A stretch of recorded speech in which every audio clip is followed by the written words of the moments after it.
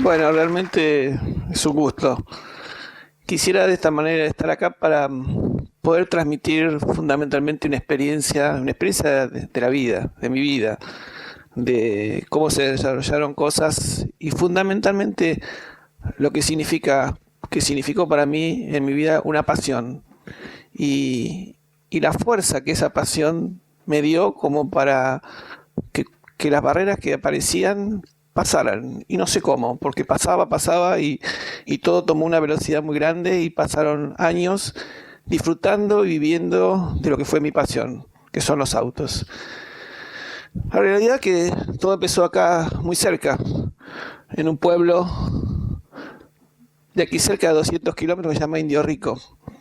Es un pueblo de 1000 habitantes, ahí pasé mi infancia, viví quizás hermosos momentos y siempre con una sola cosa, soñando con autos, dibujando todo, desde muy chiquito hasta que después empezaba a jugar todo el tiempo con autos. Mis amigos corríamos esas carreritas con autos por todos lados, después los hacía yo, le ponía chapas cuando era un poquito más grande y así pasé mi infancia.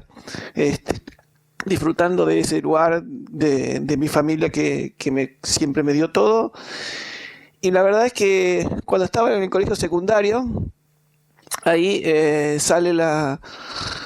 Estaba pasando, no, perdón, en el colegio primario estaba ya en séptimo grado y aparece un grupo de personas representando al Colegio Industrial de Tres Arroyos, donde nos dan una información de cómo funciona el colegio industrial, lo que significa la escuela técnica, y la verdad me aparecieron cosas así rápidamente y le planteé a mis padres, yo era único hijo, soy único hijo, y le dije, tengo 12 años, quiero estudiar escuela industrial, porque quiero estudiar ingeniería, porque quiero hacer autos de carrera. Fue todo medio raro, medio así, pero fue lo que sentí y de esa forma salí para Tres Arroyos, una pensión, vivir fuera de mi casa y pasar hermosos años en la ciudad de Tres Arroyos, donde me dio una formación espectacular. Ese colegio técnico, esa escuela técnica me enseñó muchas cosas, me cruzó realidades y así pasó el año de la etapa de secundario, llegó el momento de la facultad. Ahí podía haber estado aquí en Bahía Blanca o podía elegir Buenos Aires. Elegí Buenos Aires porque el foco estaba allá, porque el automovilismo estaba en Buenos Aires, porque sentía que el medio era ese. Yo creo que internamente nunca fui a buscar un título, sino fui a buscar la formación para hacer lo que quería hacer. Empecé a estudiar normalmente en la facultad y llegué a los últimos años de carrera, pero siempre buscando y empezando a tocar puertas y ver en un ambiente que en ese momento era muy difícil. El automovilismo de esa época estaba atrás de los motoristas fundamentalmente y no existía la actividad de la persona que piense el auto como auto completo, como lo que significa estudiar un auto. Y yo seguía a través de eso y no conseguía que esa oportunidad, esa posibilidad. Mientras tanto seguí estudiando, seguí formándome hasta que llegó un momento que me siento con un profesor y le planteo, le digo, yo vine a estudiar de autos de carrera. Y me dice, no es una facultad que te enseña autos de carrera, te da la formación para hacer autos de carrera. Yo estaba en quinto año y me dice, si querés estudiar auto de carrera, aplica lo que ya te formaste, estás formado en la matemática, en la física, en la química, tenés las bases. Y dividí el auto en sectores y estudiarlo como si fueras a rendir un examen. Ahí empezamos a intercambiar ideas, qué sé yo, bueno, nos planteamos y ahí fui. Y empecé a estudiar el auto todos los días como si estuviese por rendir un examen. Simultáneamente, ya en esa época, nos casamos, ya teníamos una familia, empezamos a ver cómo manejarnos económicamente, comercialmente, para tener una actividad, para poder casarnos, bueno, pero seguíamos de cerca esto. Mi mujer también estudiaba ingeniería, entonces empezábamos a todo el día dibujar autos por acá, por allá, y ella, con su formación también físico-matemática, me ayudaba en los cálculos. No había las herramientas que hay hoy y era todo llegar a definir la carga aerodinámica de un ala, de un efecto suelo, de una carga de un auto, nos llevaba horas y fórmulas matemáticas gigantes, donde con calculadoras portátiles que de ese momento teníamos, podíamos llegar a un resultado. Y así empezó a pasar el tiempo, hasta que una persona me escuchó y tuve la posibilidad de hacer un auto.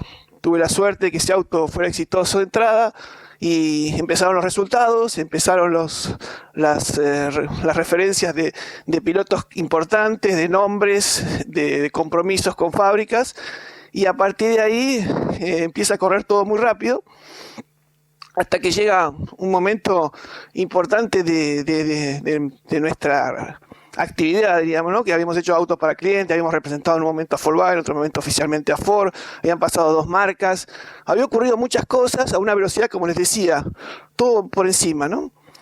Entonces, llegamos a un momento que un día recibo en mi empresa un fax y había una propuesta de una reunión en Brasil con una terminal francesa que nos quería proponer una alternativa de desarrollar un equipo de carreras.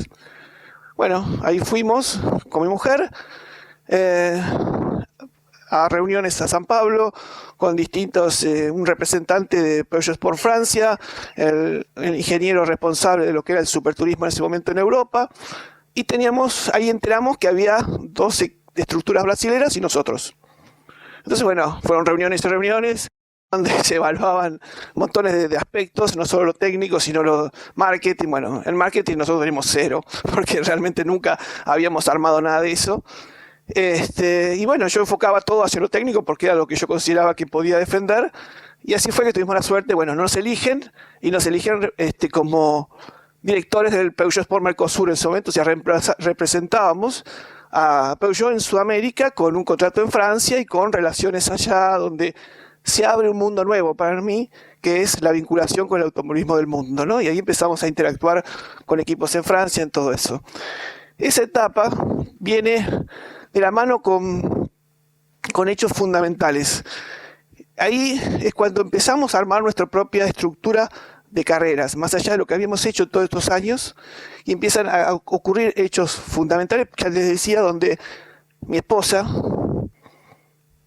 que aparte de ser la mujer que más quiero en el mundo, es la madre de 2 maravillosos hijos que nos dio la naturaleza, y poder, como ustedes vieron en alguna imagen, compartir desde que eran muy pequeños hasta el día que ya crecieron y ella pudo empezar a interactuar conmigo en la empresa. Y ya la pasión no era solo mía, era de la familia. Porque es el día de hoy que mi mujer siente esa pasión tanto como la siento yo. Y en esa etapa arranca, ya les digo, un camino nuevo. Pero todo eso tiene relación fundamentalmente porque para poder pensar y crear un auto de carrera hay una cierta creatividad, pero siempre basada en fundamentos técnicos. Tuvimos la posibilidad de estudiar, de formarnos. Yo me acuerdo que mi primer auto trajimos los planos originales y vivíamos en un departamento y lo poníamos en el piso y hacíamos la geometría a través de geometría descriptiva, geometría analítica, estudiamos con fórmulas matemáticas eternas, y así arrancamos nuestros primeros estudios y terminamos haciendo autos con sistemas virtuales, con tecnologías que hoy, con herramientas que hoy hay, que en ese momento no había. Y armamos nuestras estructuras de carreras ya con grupos de muchos ingenieros y realmente con formaciones que esto es lo que hoy, en algún momento de estas charlas escuchamos lo que significan estas herramientas, ¿no? O sea, pudimos ir creando autos ya con una base que es la creatividad que tiene la persona, pero con herramientas que hacían posible que una geometría de suspensión que yo tardaba a través de dibujos en geometría descriptiva que me podía llevar una semana, era cuestión de horas. Entonces, ese tipo de herramientas permitió hacer todo este tipo de ensayos y de autos en forma virtual y después ir aplicando en esa ida y vuelta permanente. Pero gracias a Dios, todo eso sigue teniendo la decisión del hombre. O sea, siempre la persona va a decidir por qué camino ir en cada uno de estos estudios. Estas son herramientas fundamentales para la formación de cada uno, ¿no? Eso, por ejemplo, es un programa geométrico que reemplaza a lo que para mí eran horas y horas de estudio, ¿no? Después lo que vemos, estudios de CFD, estudios de todo tipo que hoy pueden simular completamente el funcionamiento de un auto, ¿no? Todos es análisis. Hoy los autos se llenan de sensores, podemos ver cuando el piloto transita una curva y podemos saber todo lo que está pasando en el vehículo. Y ya les digo, y ahí empieza una etapa de nuestros equipos, donde ahí empezamos a armar estructuras de carrera completas, donde teníamos la absoluta responsabilidad de llevar adelante eso, donde grupos de 30 personas trabajando para 2 autos de carrera, con 6 o 7 ingenieros que trabajan desde el proyecto del auto hasta la ingeniería de pista, o sea, todo lo que significaba llevar adelante una estructura de competición, ¿no? Fuimos pasando por Peugeot, por Peugeot y por Renault, y a su vez arrancan otro tipo de cosas que son proyectos específicos que hicimos, como por ejemplo el proyecto TC 2004, que lo llamamos Proyecto 2004, que significó diseñar y proyectar piezas únicas para todos los autos, donde nosotros diseñamos y fabricamos los prototipos de las piezas que del 2004 hasta el 2013, el día de hoy, están existiendo en las diferentes marcas de la categoría, donde creamos el proyecto para Brasil del Stock Car brasilero, que era una categoría que no existía prácticamente y que tuvimos la responsabilidad técnica del desarrollo del auto, los prototipos en Argentina, después una combinación con empresas brasileras para la fabricación, donde se fabricaron más de 150 autos. Después hicimos como categoría promocional para Brasil la Fórmula Chevrolet, que fabricamos 33 autos en Argentina, los exportamos allá y teníamos los 2 límites, desde la categoría más inferior de Brasil, que era cuando subía el chico del monoposto, hasta la top, que es el Stock Car actual. Todos esos fueron años que iban pasando cosas de esta manera. Ya les digo, cuando representamos a Peugeot en Francia, un día no me di cuenta y estábamos en Le Mans haciendo un ensayo privado con autos que íbamos a traer a correr a Argentina. Y pasaban cosas así, y yo les digo, la fuerza que tiene esa pasión hacía que íbamos y nos parecía que no nos damos cuenta qué cosas pasaban. Y así pasó el tiempo, fuimos armando distintas estructuras, tuvimos la suerte de tener resultados, ganar carreras, campeonatos, porque es una actividad que vive expuesta al resultado, o sea, acá tu vida depende del resultado. Así fuimos viviendo hermosas situaciones, muy lindas cosas que nos dejó ese automovilismo. Ahora les quiero mostrar un video donde van a ver cómo es un equipo, cómo fue nuestro último equipo de carreras.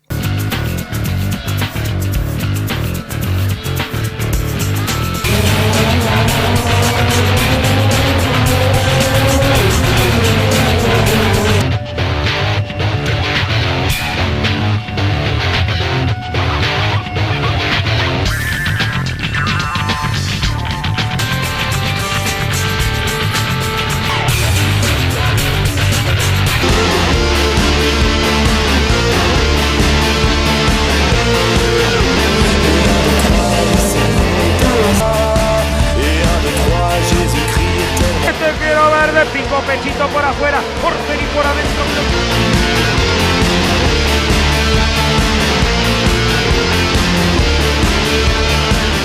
Ahí va el Guille, dándole el primer triunfo a un modelo que nació bien. Auto más lindo es el que gana. Alguna vez se dijo, Ortelli lo cumple. En la tercera, el imponente Fluence de Renault va a ganar en San Martín, aquí cerca de la precordillera de los Andes. Ahí va Ortelli a la victoria. ¿Cómo canta el Guille? ¡Ganó! Guillermo Ortelli, el aplauso del equipo de Dinardo Fernández.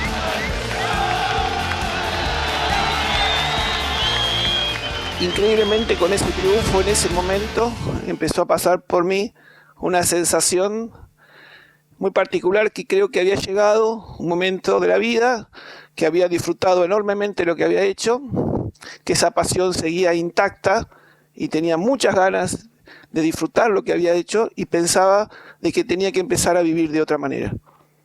Entonces pensé que era un momento de éxito, de resultado, de haber convivido una actividad tan linda, que me había dado tantas cosas y que había compartido tanto con mi familia, y yo debía devolver y darle a mi familia todo eso que había dado por mi pasión. Entonces tenía que estar con mis hijos, con mi mujer, y empezar a pensar en los ideales de todos. Entonces, a partir de ese triunfo, hablé con mi familia primero, les comenté que era el momento del final de la actividad deportiva. Lo hablé cuando tuve la aprobación de ellos, lo hablé con la terminal porque estábamos a mitad de campeonato y yo les decía que a fin de año iba a retirarme, y así fue. Aceptaron, lo entendieron, y a fin de año del año 2011 yo dejé la actividad. Dejé la actividad que fue mi pasión de toda la vida, pero que sigue siendo una pasión, porque hoy hay otros sueños. Se terminó uno, pero hay otros sueños. Entonces, quizás algún día les pueda llevar adelante y contarles cuál es ese nuevo sueño. Pero es la fuerza que me dio esa pasión. Eso es lo que yo quería transmitir y que creo que es lo más importante. Sea cual fuese la pasión de cada persona, cuando se hace con pasión, hay una fuerza interior que lleva a pasar cualquier barrera. Gracias.